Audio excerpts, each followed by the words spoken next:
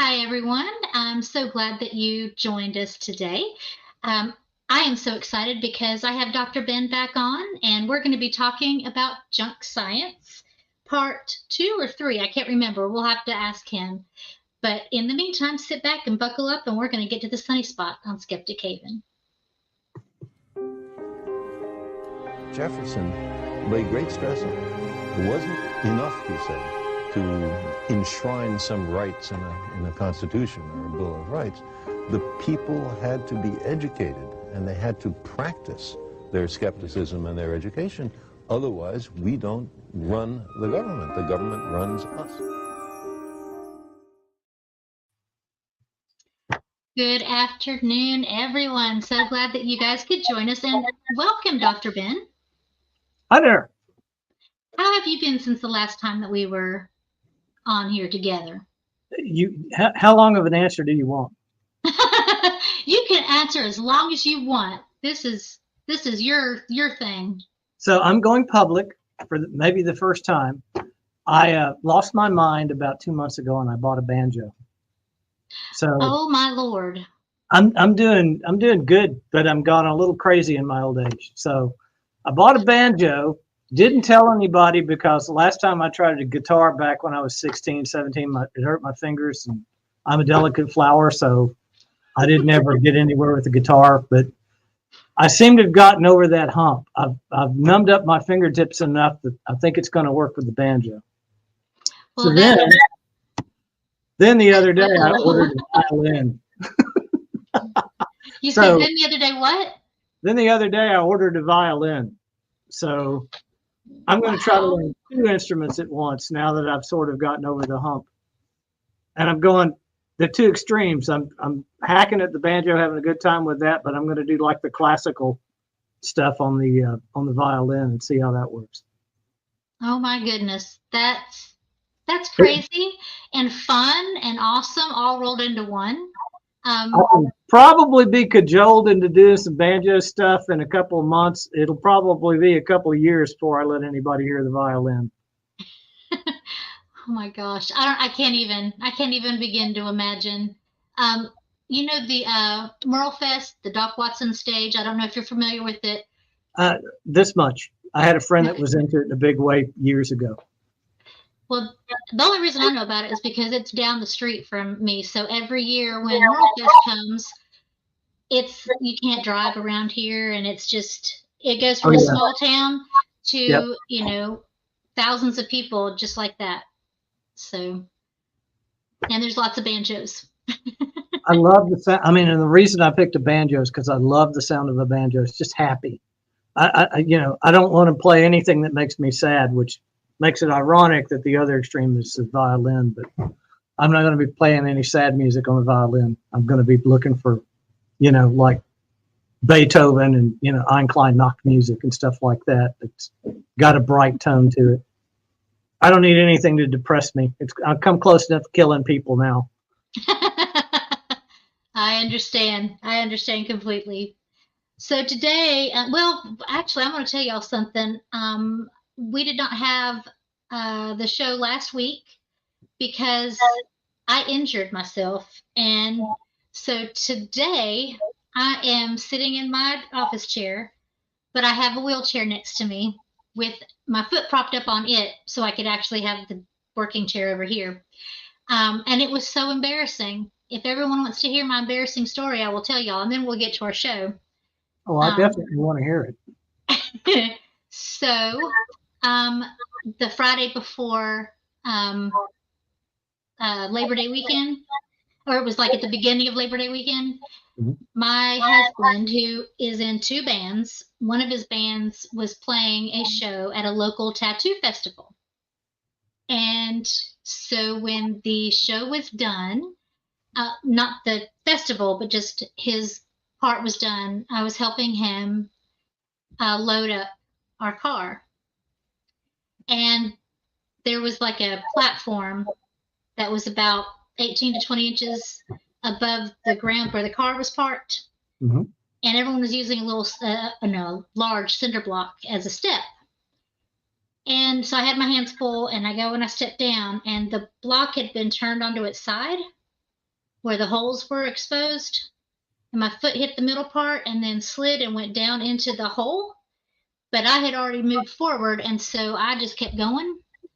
And I went to the side, but my foot stayed in that cinder block, and the cinder block didn't move. And so, but there, something else happened, and I'm not exactly sure what did, because my whole foot and leg were like torn up all the heck. And there was a off-duty fireman, first responder, and an off-duty EMS, and they came over, and they were convinced that I had snapped the bone in my leg, that I had broken my ankle probably, and other things.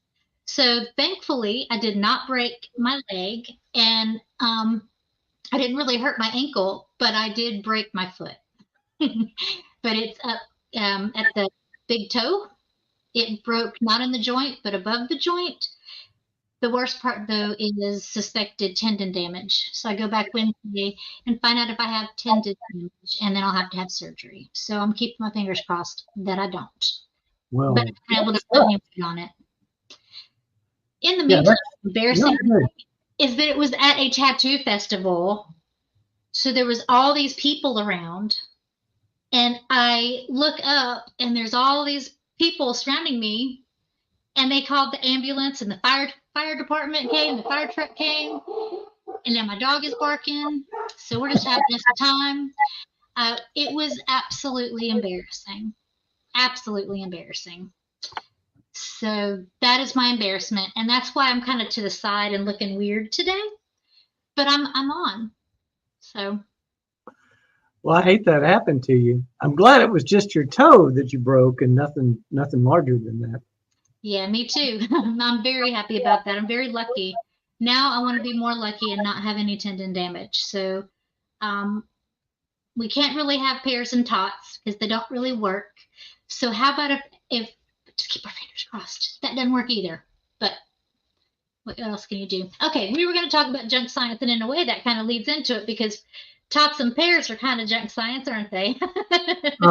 Yeah, as is crossing your fingers and knocking on wood and all that other stuff. Exactly. So last time, I don't remember all of the things that we talked about with junk science. But I know that there was a whole bunch of different things that we wanted to kind of get into. And so I was wondering, okay, I was thinking we could start, first of all, at your field. If you could just tell everyone what field that you are in professionally. Now, you know this, right? You're just setting me up. Yes. There may be people who have not watched part 1 or part 2 or whatever, however many we've done. So I might be a little sensitive to the whole junk science thing because I'm by training a nuclear physicist. And since we've gone that far with it, I can tell you that I went to grad school for 8 years. So 12 years of college total. I trained to do this and thought I was doing the world a good turn by learning how to do this, and couldn't get a job when I got out of graduate school. So I ended up teaching for a couple of years, and then I became a controls engineer because there's simply no money in it. So the question becomes, was it smart of the collective to kill that industry? Because that's effectively what they've done in the United States. And Right. Of course, I bet you can guess the answer to that question as far as I'm concerned. Seeing as how we've done a whole talk on this. Yeah. Well, there are so many different things that pop into my head. So I will let you continue. Okay. Well, it's ironic to me that now the same people that wanted to kill nuclear physics, commercial nuclear physics. I mean, nobody wants to build bombs to blow up the world, okay? Right. But the same people that wanted to kill commercial power, via nuclear physics are the same people that are now screaming about global warming and saying the world's coming to an end because of global warming, which to be sure is a real threat. But had they not gotten in the way back in the 60s, we wouldn't have near the problem that we have now. Wanting to be socially aware and be involved in this stuff and wanting to have your voice heard, that's all good stuff. But you need to be really, really careful about saying you know more than the experts and the experts can't be trusted and that kind of thing. Because if you're the one that ends up setting policy, then you get to take all the blame when the policy doesn't work. So, don't start trying to steer the direction of society if you don't really know what you're going to get when you do it. And there's a world of people that want to get involved in this stuff and want to be heard, but they're not trained. They haven't really looked at all of the angles to know what's best and what's not best. And it's not always a good thing when a politician says, "Oh, I'm going to be sensitive to this screaming person who says nuclear power is bad." It didn't do anybody a good turn when that happened. Right. So last time that we talked a little bit about that piece because I had asked how you felt about, everyone wanting to utilize different alternatives to fossil fuels, and one was nuclear, and how you felt about that. And so we had a very good discussion about that type of thing. But I am curious, though, on that.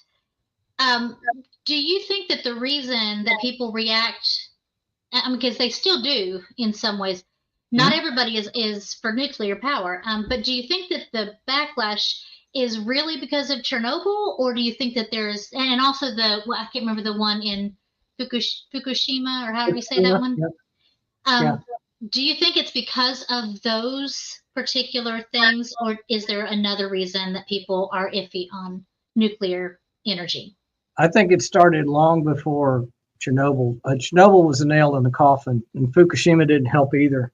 But no, this started back in the 70s. It's Greenpeace, the Green Movement. Nuclear power is scary, and again, it's associated with, nuclear bombs and nuclear weapons. But the thing that I often say is, you make explosives with chemistry. That doesn't mean you think all of chemistry is bad because we know how to make explosives with it. And nuclear power is the same way. Nuclear power is the next step up because it's an energy regime that is 1,000,000 times more powerful than chemical energy. So that should be sobering for anybody. Any reasonable person should go, "Hey, I'm playing with this power source that's 1,000,000 times greater than anything I've ever played with before." And you should treat that with respect, and you should be careful with it. But in the same token, if you're worried about fossil fuels and polluting the planet and generating the energy that we all want to keep our houses cool, warm in the winter and cook our food and do all the other things we do, this is the next step. This is how we get out of, if you will, the dark ages of fossil fuels. And yes, there's solar and there's wind and there's all those other things. They can't generate power to the levels that we need it or will need it anytime soon. There's still a billion people on this planet that are burning dung to keep warm, and all the health effects that go with that. And so there's no way out but to go through nuclear power. And 50 years from now, when solar's better, wind's better, tidal force is better, geothermal is more efficient, maybe we won't need nuclear power anymore, but that's 50 years from now. That's not going to help us today. That's not going to get us out of this energy deficit that we are in. China continues to build nuclear power plants and coal burning plants because they've got so many people, they need the power, and they'll build whatever they can to generate it. India is in much the same boat. Again, there's just no way to do this unless you want to talk about changing everybody's lifestyles and not consuming electricity and power, like cars. Electric cars are great, but if everybody started driving electric cars tomorrow, you'd pull the grid down because you'd have twice the power requirements in every house. And the grid can't take that. And the only way you're going to be able to scale that up is with nuclear power. So Logan has a great question. Do you think Rump saying windmills cause cancer has done significant harm to the industry?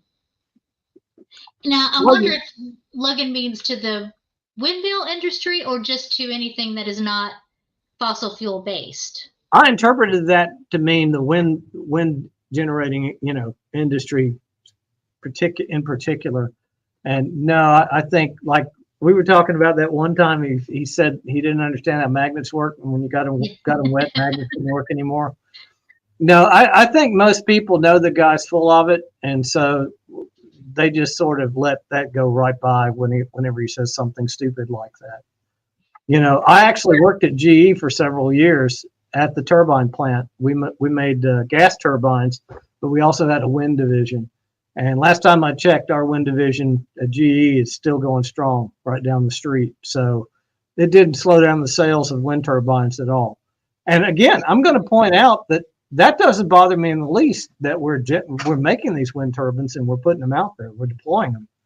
It's just not ever going to meet the power needs. You can't make enough wind turbines for that to be the solution. Just like you can't dam up enough rivers and you can't put out enough solar cells to generate the kind of electricity we're talking about. The people that already live on this planet need and want to consume every day. Right. Yeah. And there are other issues, but that's the whole. We don't want to turn it into nuclear talk, I'm sure. No, but I thought it was really good to touch on that, as there is a lot of junk science when it comes to the climate change movement. Yep. On either side, as you well know. But there is something else. This is kind of funny. Producer Wes has asked a question. How about those chemtrails? How about these chemtrails? Thanks, Wes. I've got my slides up from all my talks so that we can pull those in anytime. And I've definitely got some stuff on chemtrails. But, okay, cool. Yeah. It's funny. You're the psychologist. You tell me, because I do not understand the psychology of this at all. If you look at something like nuclear power, and I think part of the problem is we might not be talking about the same groups of people, right? There are a lot of people out there. Right. So when you talk about nuclear power, that's a real thing and people are afraid of that. And so even when the scientists and engineers are saying it's safe, it's good, I mean, literally, if you go on YouTube and you look at any kind of credible scientist or engineer talking about nuclear power, they're pro-nuclear power. And it's because they see the same problem that I see, which is the only way you're going to be able to generate the power you need in volume for the next, say, at least 20 or 30 years, probably more like 50. So you have these people that hate nuclear power, and that's a real thing. But then you have these people that talk about chemtrails and flat Earth and all of this stuff that flies directly in the face anything we know about science. And that's ridiculous in a whole other direction. And I don't know why people do this or why people think this or why people would embrace this. Flat Earth is particularly fun for me because I teach astronomy, or used to teach astronomy before I took a full-time job here at ECPI. We don't have an astronomy course here, but I love astronomy. And when you talk about flat Earth, I can tell you that the ancient Egyptians knew that the Earth was round 300 BC. So this is not really a fact that's been in dispute for a long time. Right. And so I wonder if people do this just as a way to have something to say in the public forum, get attention, whatever. I don't know what that is. It's like you say you don't trust scientists. Well, the vaccine thing was the same deal. I mean, it's like you say you don't trust scientists, but yet you drive your car to work every day. You flip the switch to turn your lights on when you get to work. You trust science in a million different ways. Every day you get up and go to work, set your alarm and get up, go in the morning, get up. You expect that electronic device to work for you. So you trust science in a million different ways, But then you want to turn around under these certain conditions and say that you don't trust scientists and you don't trust science. And I don't get that. I mean, I don't understand why people would even want to think that way or talk that way. Because I feel like in the course of my lifetime, we've gotten a lot of nice things from science.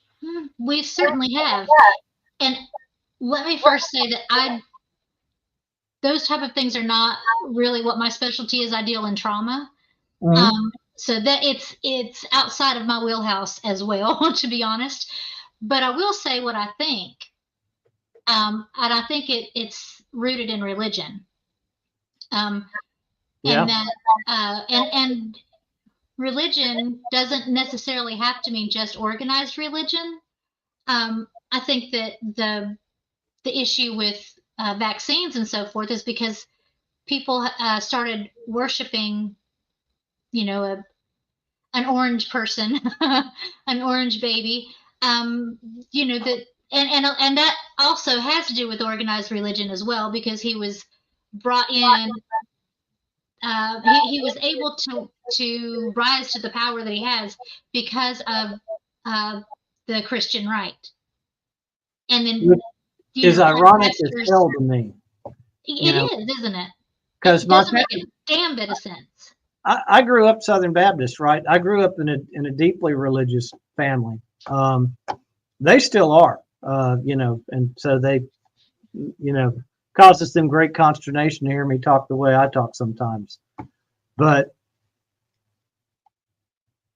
one of the things that I marvel at and have brought up several times, several conversations, is I can remember when I was a kid, say 10 years old, and the pastor asked me what I wanted to do when I grew up. I said, yeah, I want to be a scientist. I mean, initially I wanted to be an astronaut, but that clearly wasn't going to happen with my body type and my eyesight and a few other things going on.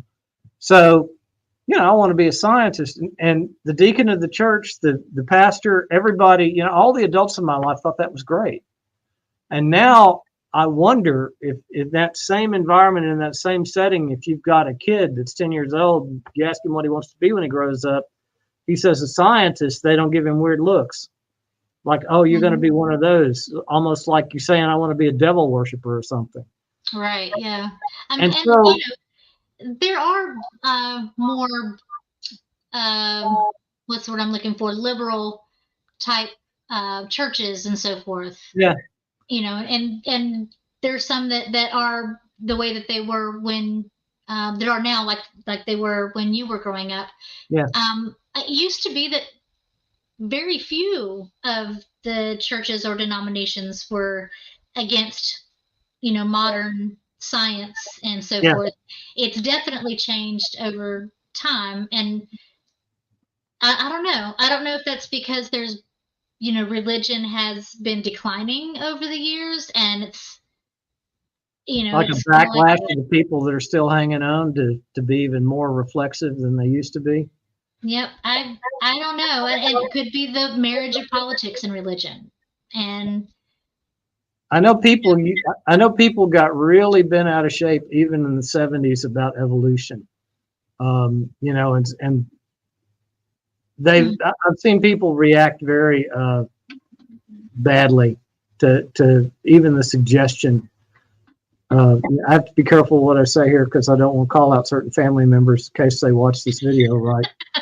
But there was this visceral reaction to evolution. We came from monkeys was the inference, and therefore, we don't have a soul, and therefore this has to be fought tooth and nail. And that sort of, the camel got his nose under the tent to try to discredit science and technology because of evolution. But you don't have to go the whole route of, I mean, I made my peace with it for many years before I finally deconverted for other reasons. But, you don't have to buy into the whole thing. You can look and see that survival of the fittest works. You can look and see, especially in this day and age, that genetics works. You can read somebody's genome and you can have a really good idea about what kind of person they're going to be or what kind of animal they're going to be and what kind of traits they have. And And yeah, you can even see that something like 99.5% of all of the gene sequences in a great ape is the same as a human. But you could always make the argument that God had a blueprint and he used the same blueprint in more than one place. That was kind of how I made my peace with it for many years, but that sort of is what really got people to lose their minds over this stuff in the beginning.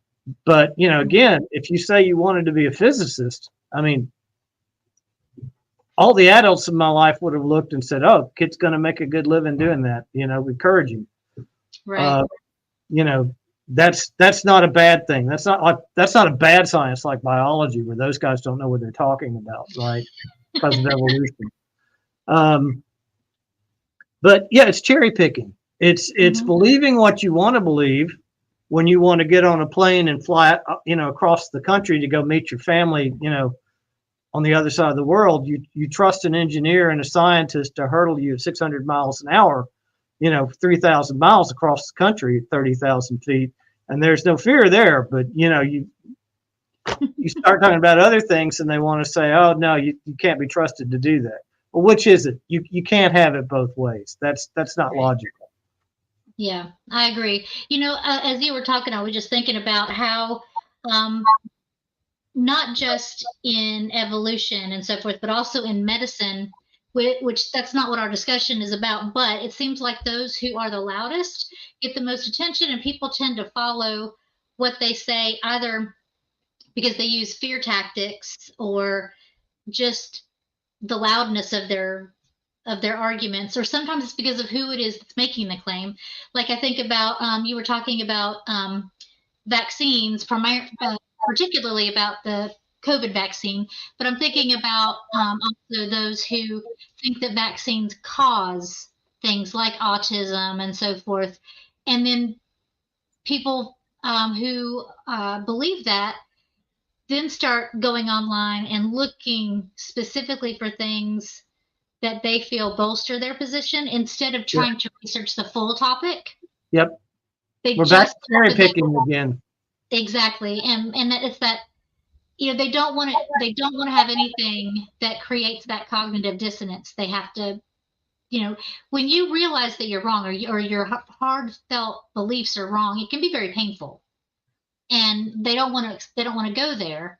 And I think that that's probably part of the problem with junk science as a whole being as prominent as it is, because the people who are pushing it have a way of getting to a person in a way, pulling on a string, and it's very hard to turn from that string.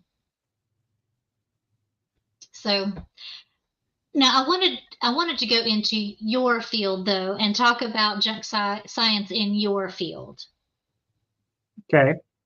There's not that much in my field, so.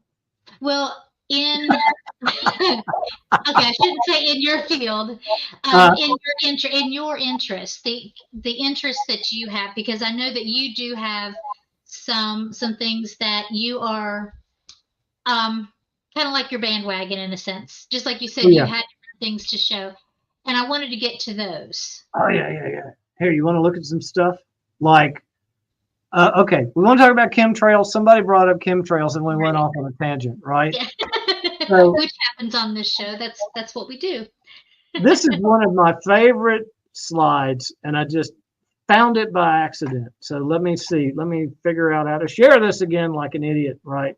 Oh, you're good. I mean, at least we got the microphone working before the show started, right? So. Yeah, well, I had issues before you came on too, so we're all good. Let's see. Share screen. We're gonna go. Yeah. I know there's two monitors. Thank you. Share this one. So it seems to start with contrails, right? The chemtrails thing. It's like those are pollutants coming out of those turbine engines. No, that's actually water vapor. And the thing that I thought was super cool when I started making up slides for my talks and whatever is that, can you see my pointer if I move it around? Yep, sure can.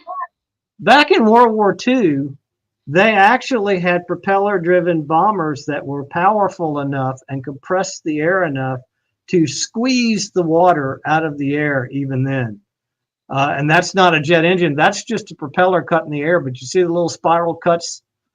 I do. I think that's one of the coolest things there is. So what the hell are they doing here? Are they shooting chemicals out of the tips of the propeller blades, in World War II? Is that what they're trying to say with this kind of stuff? That's how ridiculous the premise of this is. Mm-hmm.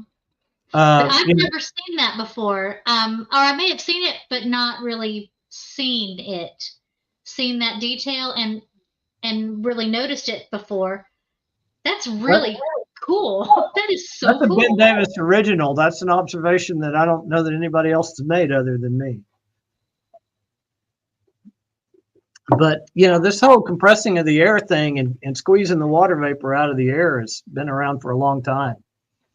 So that's another thing that we probably ought to point out is, there may be chemicals in this 747 that's being spewed out of the exhaust of the jet engine. But the fact that you see a white cloud doesn't prove that. Right. You better come up with some more evidence, because one doesn't lead to the other. So that's the problem with a lot of this stuff. It's just like the 9/11 truthers, or whatever they call themselves now. The constant chant about how jet fuel can't melt steel beams. Doesn't have to be able to. Burning jet fuel doesn't have to be able to melt steel beams. It only has to soften them. And you're talking about even at say, I looked it up once. It became an issue in debate I was having with some of these guys. Even at say something like 1400 degrees, steel is down to 10% of its strength, its tensile strength. So you don't have to melt the steel beam, you just have to soften it. And then the weight of the building above those beams is going to be enough to do the rest. So again, that's not proof of anything when you make a statement like that. You see the white water vapor coming out of the back of a jet, that's not proof of anything. The fact that you can, inject an ingot of steel into a flame that's being generated by jet fuel, and that ingot doesn't lose its shape or melt, that doesn't prove anything. Because I can take that ingot out of that hot furnace and, put it in a vice grip and bend it like this when I couldn't have done it nearly as easily prior to heating it up. And again, I have seen blacksmiths do that demo just to try to debunk the situation. So if that's your starting premise, then your premise is bad. You're starting from a bad premise. It's time to do something else. So one thing I've wondered about, because I don't hear this from those same people, looking at these pictures, what the regular exhaust that comes out, I don't know what exactly you call it, from those airplanes. It's really no different than the exhaust that comes out of your car. So the waste products that come out of your car. I at least I assume maybe diesel. I don't know. I mean, I don't know what fuel they use, but it's virtually, it's the same type of stuff, right? Right. It is. And why are they not thinking that our cars are? I mean, I get it that we don't have white things coming out of the backs of our cars. It's the fact that they don't see the line of vapor. I don't even want to call it smoke, right? They think of it as smoke, but it's because you don't see that line of vapor coming out of the back of the car the same way you do out of a plane.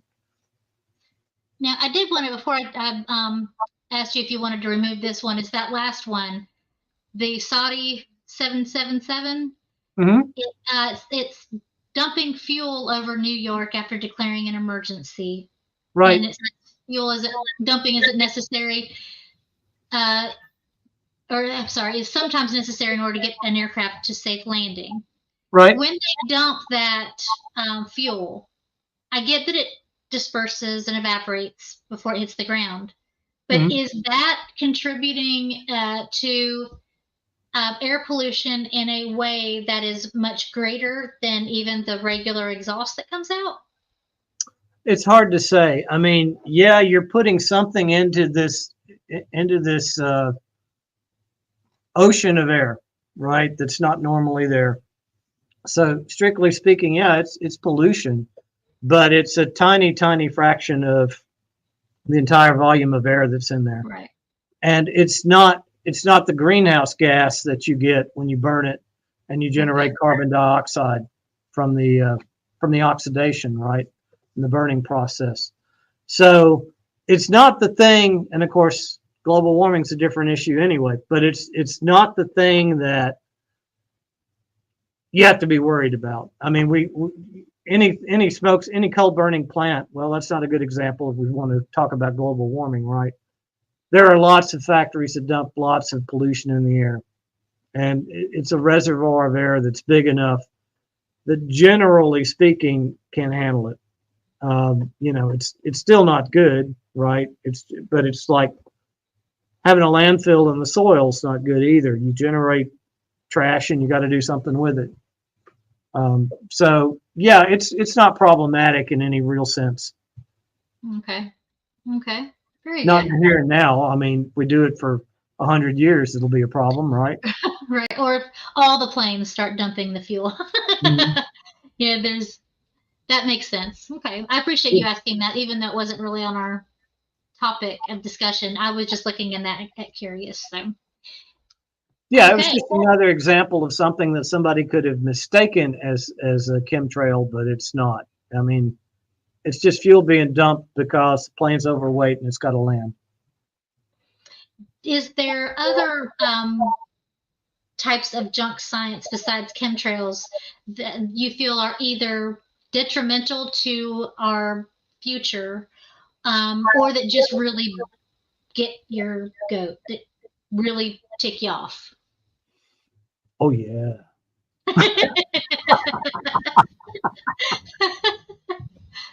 Let me flip through here and see which one pisses me off the most. Well, you know which one pisses me off the most. The nuclear power thing pisses me off the most, right? Oh, yes. Yes. We already know. I mean, I can't hide that. How do I get out of? I want to hit escape and get out of this long enough to. My keyboard's being stupid. Stop it! Stop it, stupid thing! This is what pisses you off the most, right? I've had this problem before where the Alt key is sticking on my keyboard, because the school buys me such wonderful equipment to work with. And so, yeah, it's being stupid. All right, so let me do it the hard way then. Let me just flip through some slides here. Oh my God, this thing's really being a pain in the ass. Well, I will say this, as aggravated as you probably are over that, it makes me feel better because that stuff happens to me all the time. Do you want to go ahead and share what you're scrolling through? Oh, yeah, go ahead and show that one because I love that picture. Yeah, it's queued up a bunch of key press events, so now it's really confused. But that's a time-lapse picture of an eclipse, right? Mm-hmm. And this was just a photographer. I mean, he wasn't even an astrophotographer, but that's a gorgeous picture showing you the shadow of the Earth against the moon. Does that look like a flat Earth shadow against the moon? That's fabulous. It's still doing that. I'm not even touching anything. It'll catch up eventually. That's a beautiful picture. And yeah, if you really want to get into the things that piss me off the most, it's religion. It's because people are so stuck to it and they won't give it up, even when it's clearly illogical, and it's mystical thinking. I'm kind of famously skeptical. I actually Used to do the skeptics track at some of the bigger cons and whatnot. But it's this belief in ghosts and spirits and, praying to whatever to solve your problems. I think that's all very deadly and dangerous stuff. I think it leads to a whole lot of problems. And it's lazy thinking. It's, God's going to solve this problem for me, or, I don't want to do this thing because it'll, tick off my dead grandmother looking down at me from heaven. That stuff is such a huge waste of time. And I've done it. I've gone ghost hunting. I've sat in the graveyard all night long. Didn't see the first ghost. If it's entertaining, that's fine. I mean, there are lots of things we all do to waste time. Sit around, watch TV or whatever. But when you take it seriously and you want to start influencing public policy based on this type of spiritual thinking, for lack of a better term, magical thinking, that's a real problem. It starts to affect things in ways that we don't need them to be affected. Right. Yeah, Wes mentioned faith healing and miracles. I think those are the ones that scare me the most, not because they are scary in and of themselves, but scary because people believe them so fervently that loved ones will not get actual medical care, or worse. Yeah, people are dying over allow their this kids stuff. to get actual medical care because instead they're going to pray. Exactly, and that's very scary, I think. Yeah, so I agree with you. I do believe that religion does have the strongest, currently the strongest pull to keep people who may otherwise use critical thinking, to prevent them from doing so. Yeah, and I can see where religion brings a lot of comfort to a lot of people, particularly when they lose a relative to death or something. But then we just had the 9/11 memorial yesterday, right?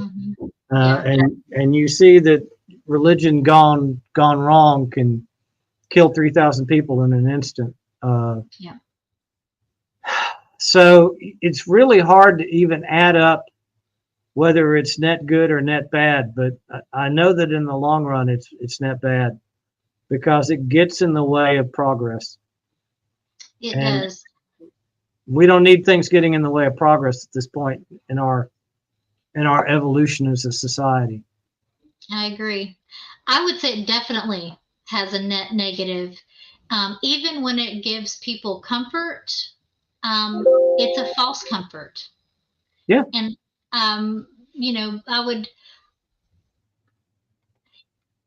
it keeps you in a perpetual state of childhood in that particular topic, whatever it is.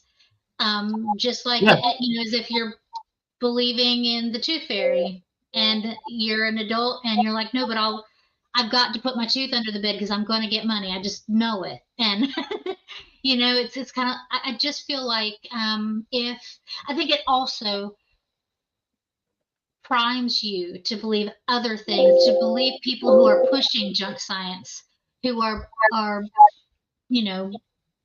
like we used to call them quacks. I don't know what the kids call them now, but the quack doctors and stuff like that.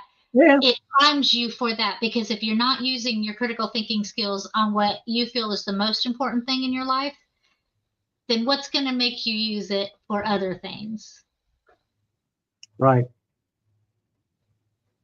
So that's the problem with this kind of stuff. Power crystals. I mean, who the hell came up with that shit? Exactly. Yes. So we have about 15 minutes left, and I wanted to ask you the other part of that one question, which was not just what pisses you off, but what do you feel is extremely important as far as the junk science, the thing that besides we mentioned Christianity and that sort of thing, but as far as the actual junk science that's being touted, what is the thing that you think is the most important thing that we need to hear and discuss? Oh boy. Well, have we really nailed down the anti-vaxxer stuff yet? We really, yeah, we haven't really exactly. Yeah, well, faith healing. I mean, that's religion. So maybe we don't want to keep hitting that one too hard. But anything that's a distraction, anything that distracts you from dealing with reality objectively, and what's actually going to work and what's actually not going to work, I think can be very dangerous. Yeah, absolutely. And it's that, well, I mean, I've got a plan for a talk. Nobody's accepted it yet, so I haven't really worked it up yet. But it's like, what the hell happened to the documentary, right? Because part of the problem is that it becomes sort of normal. It's normalized. It's every day. And people are making videos now that are just crazy speculation. And part of what makes them do that and gives them license to do that is this idea that truth is relative, and my truth and your truth are equally valid. It's like, no, they're not necessarily equally valid if you're coming up with a bunch of bullshit and you're pulling it out of your butt. You're not even basing it on anything you've seen anywhere else. And so there are people that are actually making, I mean, God, you only have to say the History Channel and the Discovery Channel to make the point, right? Because it's what sells. It's cheap. It's like eating chocolate instead of, your vegetables, right? It's much funner to think about, ancient aliens that came and built the pyramids. See, that's dangerous because it's cheapening what you think humans are capable of doing. Humans didn't need ancient aliens to come down here and help them build pyramids. You got enough slave labor and enough time, you can do it. I mean, simple machines are all you need. And by simple machines, I mean ramps and levers. Right. And pulleys. Right. And that's what we used to learn in school. I mean, that was actually some of my science classes would talk about the pyramids with levers and ramps and rudimentary pulley systems and that kind of thing. And what angle do you need to have things? And we, learned all about, that type of stuff. The thing I was going to say went out of my head, but you know what I'm saying. They, that was a part of our education, and now it's like, what happened to that? I don't understand. And it's not like people haven't done it. I mean, there's modern day people there's that guy in Florida that had his gardens, that he had all these heavy stones, that he figured out all these techniques where he just used a lever to rock this stone back and forth. And then he ballasted on like a stone, a little pebble type thing, and he's got a door that weighs several tons that he can open with a push. I mean, and again, he did it all with, my slide's being stupid. It's still trying to save itself, and I don't want it to.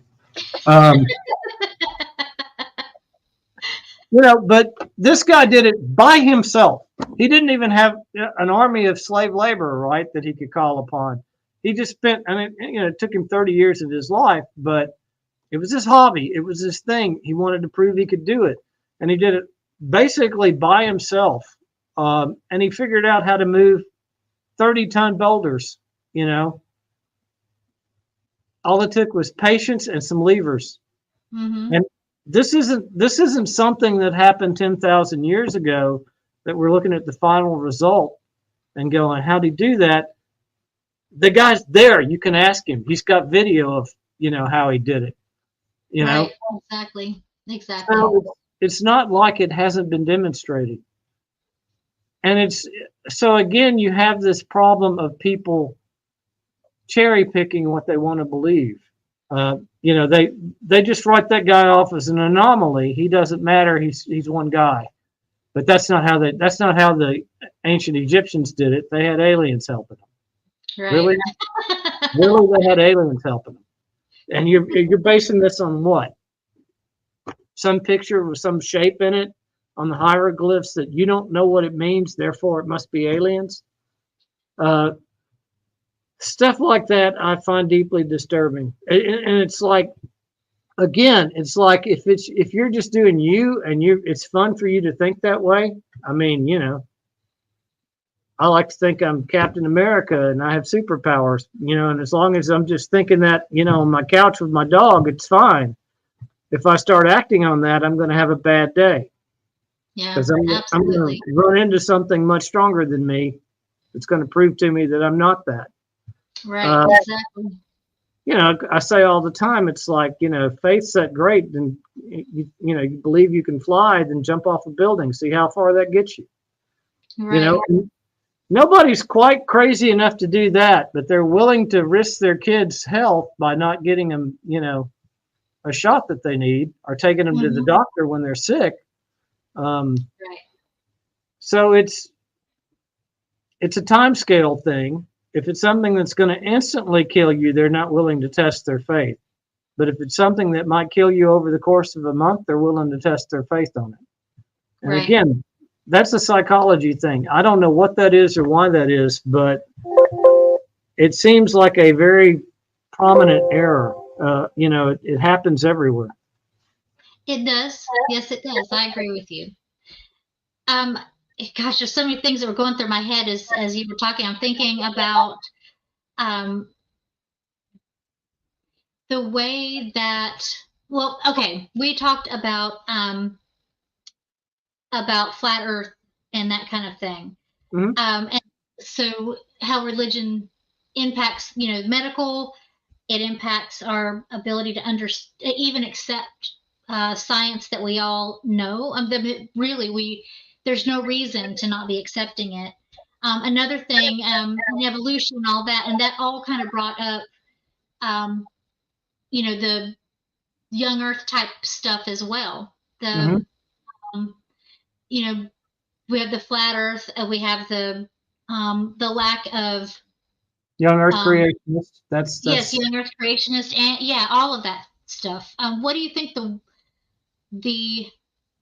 well, all of it is I don't even know if you can call it junk science because it's not even rooted in science. No, it's not. It's you know, I'm going to believe what I want. You know, I remember a line from when I was young and going to the church. Some preacher came and he said, his line was, he said it several times and it stuck in my head. It's, God said it, I believe it, that settles it. Yep, I've heard that many times. That's a hell of a thing to say. You know, it's like you're literally advertising to whoever's listening to you that you're not willing to have a conversation about this. So you want to believe the Earth's 10,000 years old, go ahead on and believe it, you know, but there's no point in me trying to have a conversation with you about it. What bugs me is you try to convince other people of the same shit.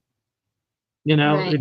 It's like, if you want to believe that, knock yourself out. But what you want is you want the rest of us to believe that. You want to impact politics and legislation and the laws that we all have to conform to based on your beliefs and what you think is right, when it's objectively not right.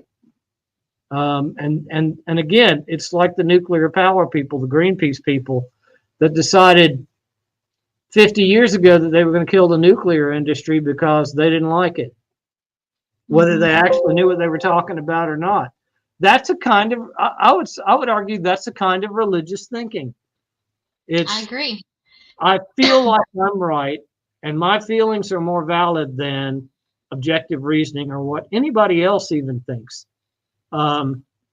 So it's when you start being guided by your feelings and only your feelings and not giving a damn about what anybody else says that you run into these kinds of problems. Yeah, absolutely. There is a fun story I like to tell. I do have a slide up if the thing will stop spazzing out on me. I just Okay, accidentally, stopped on it, just going through my presentations and all the things we could talk about. But, again, I didn't deconvert when I was in graduate school. That came later in life for me. But one of the things that science does for you is that it tends to give you a consistent picture across disciplines. Mm-hmm. So I knew about geology. I knew about, fossils, fossilized dinosaur bones in the soil, just what they taught me in grade school, because that's not my specialty. But I went around thinking, young Earth, I'm thinking, that it could be that that's just some sort of accident. Maybe we don't understand ossification and how fossils are made. Maybe it can happen over 10,000 years. Maybe there's a flaw in carbon dating. So all of the things that I read, because it wasn't my specialty, I was able to discount and believe that maybe the Earth really is only, 10,000 years old or whatever, according to the Bible. And again, there's ways around the Bible, what the Bible tells you. So it's really according to what some preacher tells you and what he wants to believe, right? Mm-hmm. So I'm sitting in my first semester 1 nuclear physics class as a grad student, and they start telling me about something called the decay chain. So what you've got is these radioactive elements that are formed in a supernova, and all the stuff gets splattered out everywhere. And new solar systems form and planets form, and some of this radioactive material ends up making up the Earth, making up the rock that's part of the Earth. And you've got stuff like, let's take the example we have here, 212, lead 212, right, which is not stable. It's an ultra heavy version of lead. So it's going to decay to bismuth, and it's going to decay to tellurium or polonium or something, technetium. And then it's eventually going to decay to the lead that we know, the lead that's on the periodic table, lead 208, which is the first heavy stable element on the periodic table. It's not radioactive. And so you have all kinds of decay chains based on the half-lives of each type of decay that it can occur. But there's nothing in the ground, in the Earth, that has a total decay chain of less than 4 billion years. All of that stuff that presumably was in the rock in the Earth has all decayed away, if it was radioactive and short-lived, has all decayed away and become lead 208. And lead 208, by the way, is very abundant everywhere, because that's the end of the chain for all of this stuff that, decays radioactively. All these other radioactive material, like uranium-235 and uranium-237, heavier than lead, not stable, wants to decay, but that stuff has half-lives of 8-9 billion years. So it's still there. So without looking for it, you have direct evidence in the very soil of the Earth that this planet is about 4.5 billion years old. Mm-mm-mm.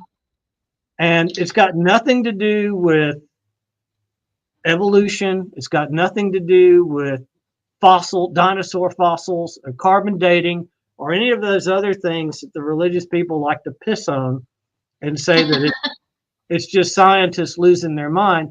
Here's a whole other way of looking at it that is a consistent picture with what everybody else is saying has got to be true. So the story that I was going to tell you that I think is fun is you got Lord Kelvin here. He actually, it's funny, the guy was a brilliant physicist. He's the father of thermodynamics. So he was really good. And he was a rock star in his day. He didn't start out his life as a lord. he was given a title because he was such a high-powered physicist. You know, some British monarch gave him that title as their version of a Nobel Prize because this guy was such a high-powered physicist. But Wow.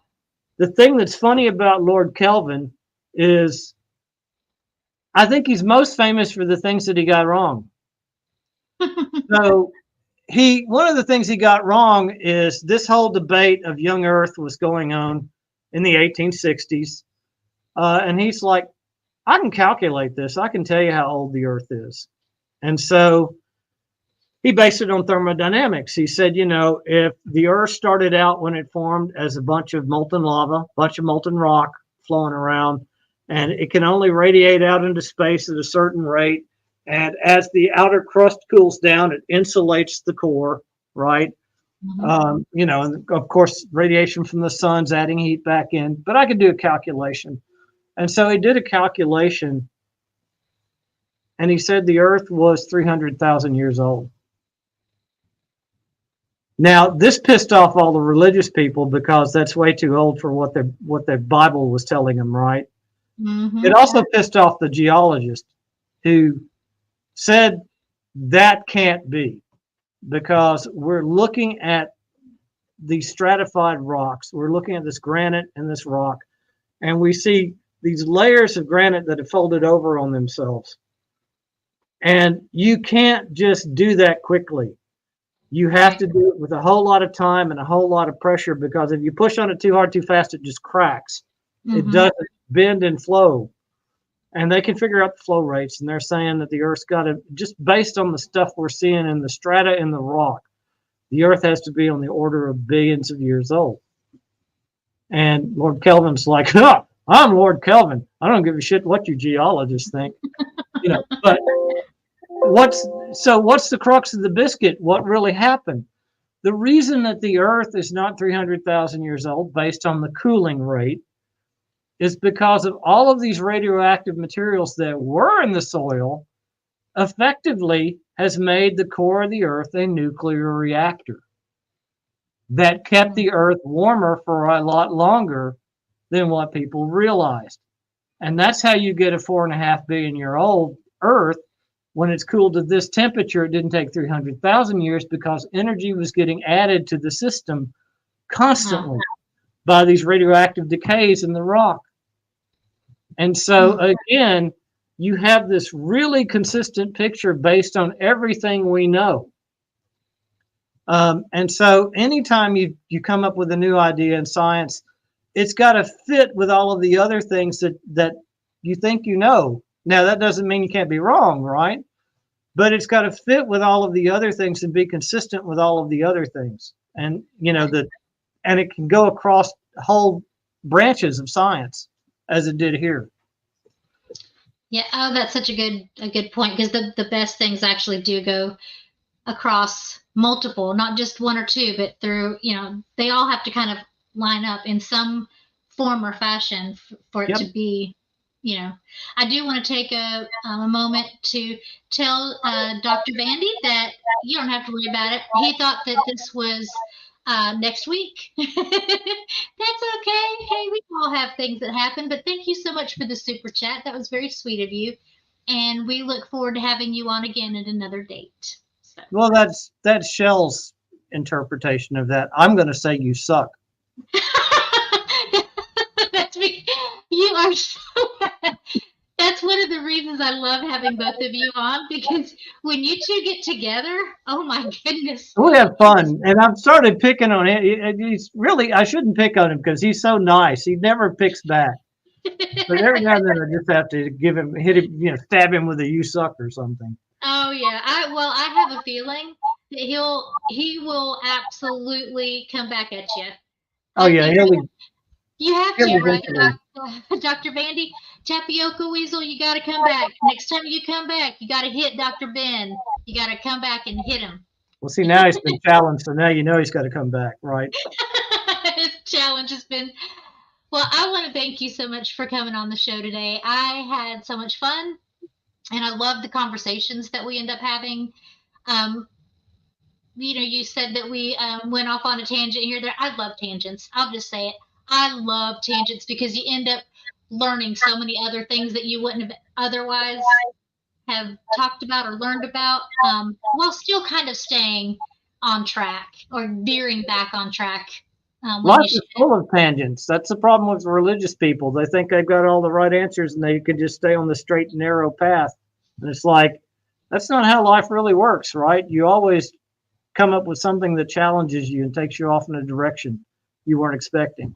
Absolutely. I was remember when I graduated from college, the speaker said, oftentimes we get so focused on our goal that we fail to look at the doors that are opened all around you.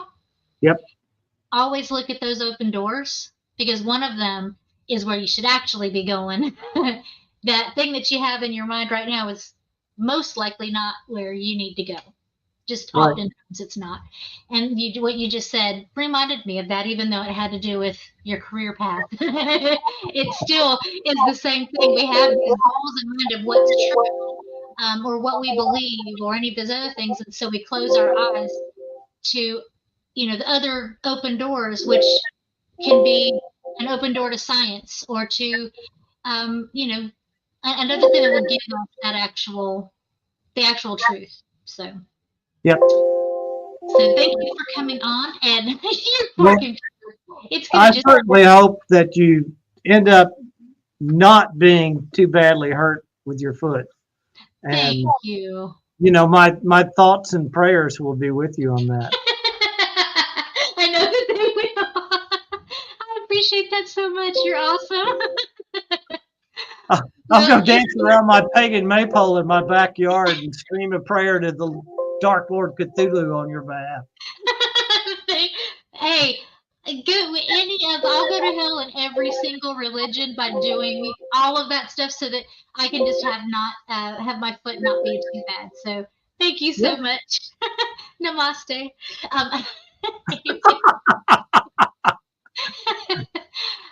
If you enjoyed this show as much as we did and you want to continue to support the channel, remember all you got to do is like, subscribe, hit the bell, those easy things that don't take anything other than a click of your finger. We would really love it if you would comment in the chat either during the live show or afterwards. Come back and look at us. Watch the show again. You'll learn something new you missed this time. And drop a comment in. That helps us as well.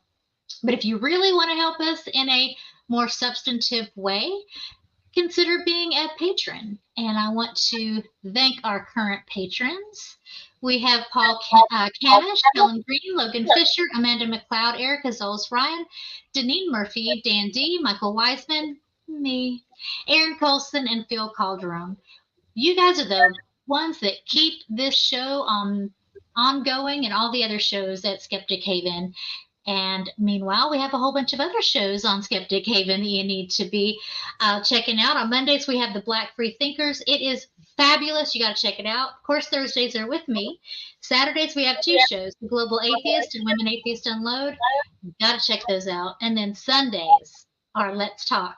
That's where you can call in and talk to the host about whatever topic that they are having that night, or if you have another topic you want to bring up and ask a question or have a discussion about.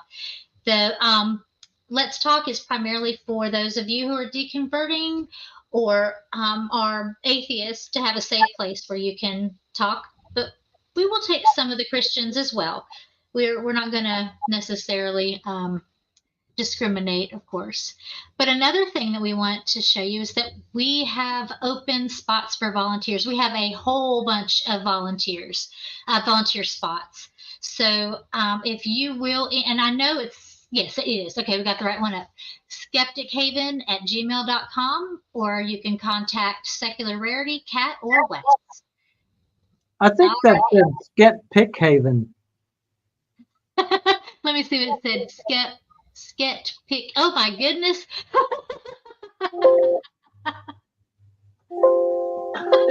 But you wanted to be Skeptic Haven, right?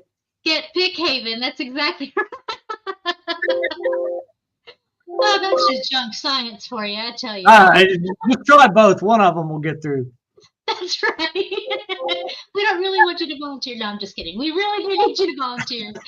But In the meantime, remember to always think critically. Good night, everybody. Good night.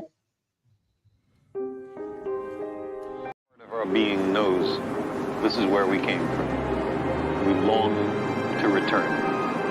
And we can, because the cosmos is also within us. We're made of star stuff. We are a way for the cosmos to know itself. If we are not able to ask skeptical questions, to interrogate those who tell us that something is true, to be skeptical of those in authority, then we're up for grabs for the next charlatan, political or religious, who comes ambling along.